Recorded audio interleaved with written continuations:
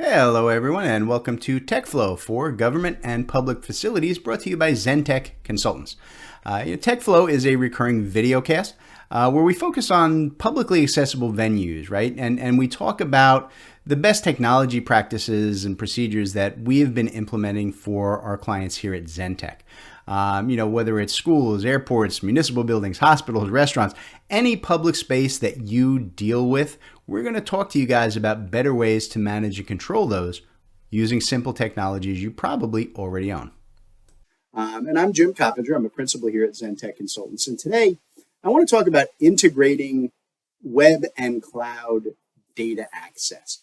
And that's an important feature here. For those of you who've been following along with the VCast, we've been talking a lot about the cloud interactions and how those happen and what you can do and connect to, all your different cloud status structures, right, from a centralized dashboard structure. And we primarily use PDFs to make that happen because it's a very simple, easy to use file type that everybody knows how to work with and access. We talked about how to connect all the different cloud features, right? But what I really want to talk about in today's session is integrating those dashboards with web data. We've talked about the cloud data, and your PDFs are going to be hosted in your cloud so that everybody can access them from anywhere in the world 24/7, right, with the proper permissions. But how do we actually then connect to that publicly facing web data, right? How do we create that massive interconnection between items that you have out there that may be in the Internet of Things? It can be web pages, data sets, databases, security items, all kinds of things, right? And that's what we want to focus on in this presentation today. So let's kind of talk through a number of the different items that I think are really important that you guys understand that you can tie through these dashboard and control systems. So the first one is that we have the ability with this dashboard structure to connect that dashboard control to your security data. And it really doesn't matter what type of security data it is that you are working with. So I'll give you a nice example here, and I'm going to use some plans we've used in previous VCasts. I'm just going to go into a school floor plan, right? And I'm going to zoom in here a little bit. And one of the things that we can do here is that we can actually go in and we can link to any online type of security data, whether it's fire alarms, security cameras, controls for just about anything under the the IoT, the Internet of Things. Right? Anything that's web-based that allows you to access, whether it's through an app or a web page, we can connect it from this dashboard control. So you see, for example, I can go in here and say, look, I need to look at a highway entrance camera, right? And I can go in and I can link right to any camera that I need and just go ahead and there we go. Here's live feed from a particular camera. Right? This is just a publicly facing one, right? But you can see that I can easily get live feed in real time right from a PDF, right? So we can tie in and work with just about any kind of dashboard structure that we need to. So the security cameras, the security controls are a real big important access point in tying that web to your basic cloud dashboard. Another area that I think is really, really important is the ability to connect your dashboard to equipment-related data. And I mean any kind of equipment-related data that you're keeping out on the web or that you can access on the web, whether it's installation instructions, service manuals, ordering information, service histories, anything under the sun. And we kind of do that the same way. I'll give you an example. I go right in here, and you see that here in our school, we have a kiln in our art room. We have a little kiln here. We just put a symbol on there onto where the kiln is, so you can see where it is. It can be the correct size, etc. But the most important thing here is that we can simply tie this where people can just go in and say, look, I need information about that kiln. Maybe I need a replacement part, or maybe I want to get a second kiln, or there's another art room and we love this kiln and we want to get, a new one in there. I can just go in and click on it and it'll take me right to the web page of that particular piece of equipment. And it doesn't matter whether, like I said, it's a web page or anything else, but anything that's out on the web, whether it's, warranty information, service requests, reorder information, right? Or just general, web-based information on the kiln and how it goes together and how it's been installed. All of that can be tied in and directed right from your cloud-based PDF structure. Very, very easy to do. It's a great little function, right? So, and you can do that with every single piece of equipment that you have in your facility, which is really, really powerful. One of the other things that's really nice here is that we can connect dashboard controls to what we call changing web data, right? One of the benefits of having a centralized World Wide Web is that when things change, the manufacturer, the developer, the owner of a particular site or a data set updates that information. And rather than you constantly having to download files and make sure you get the latest and greatest and the current revision and the current version of things, you can connect to the web-based services so that you can go in and find out exactly what it is that you're looking for, right? I mean, an ideal setup for that, right? I'm going to go in here and actually, let me go to this page here, right? Zoom out. So, say for example, right, you're working in an education facility and you have certain vendors on, the government, the GSA, right, the Government Services Administration, approved vendors that you can order equipment and items from.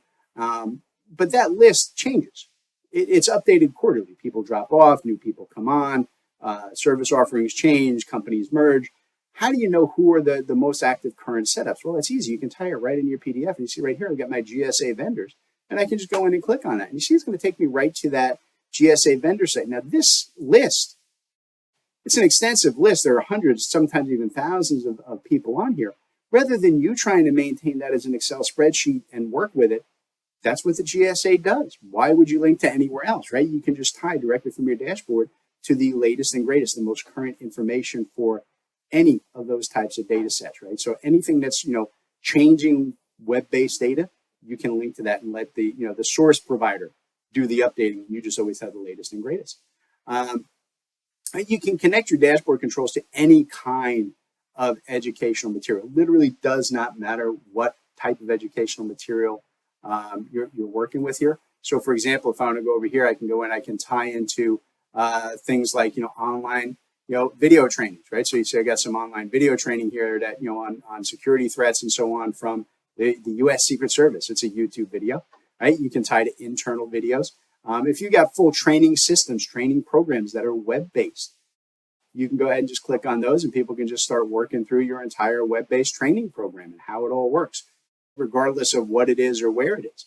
Right? It's a very, very easy way to be able to go in and set up and structure any kind of educational system or process. We can tie to SCORM-reliant sites and track people's education. Right? If those are web-based scenarios that you already have in place, we can easily tie those directly into this dashboarding control system.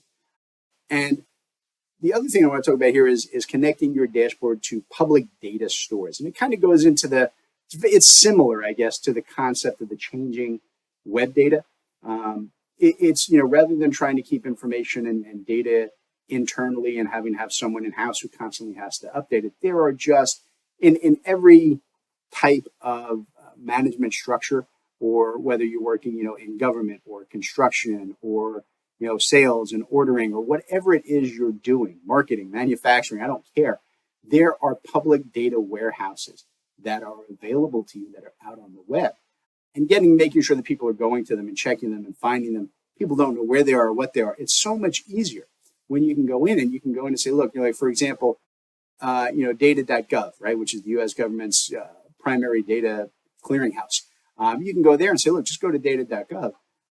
And you can go in here and you can search for whatever it is. So if you're looking for educational data, I can just go in and search for education here on their massive database.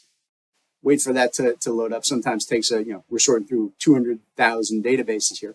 Right? But you see that now I can go in here and I can start looking for the data I want. So if what I'm looking for is, federal student loan profiles for the educational structure, here it is right here. I can just click right on there and I can download all the individual files that I need that have been updated and kind of managed and structured by the U.S. government. And there are data warehouses for BIM materials and manufacturing order, overstock data, medical institutions, security fallout, just everything under the sun is available out there on the web. And you guys absolutely can connect and tie that directly to these dashboarding systems, right, that we've been talking about throughout the course of this VCast. So that's what we mean when we talk about integrating the web and your cloud data, hosting the whole cloud data structure for your facility on your cloud where everybody can access it through this dashboarding structure, but still having direct access, not just to your local files and files that you guys have built and control, but you can even integrate and tie all of the web information that you want your end users to have into a very quickly accessible, understandable user interface that ties both web and cloud together. See, and that's what we mean when we're talking about better ways to control your system with simple technologies. And that's what we focus on here at TekFlow for government and public facilities. And I'll catch you guys in the next episode.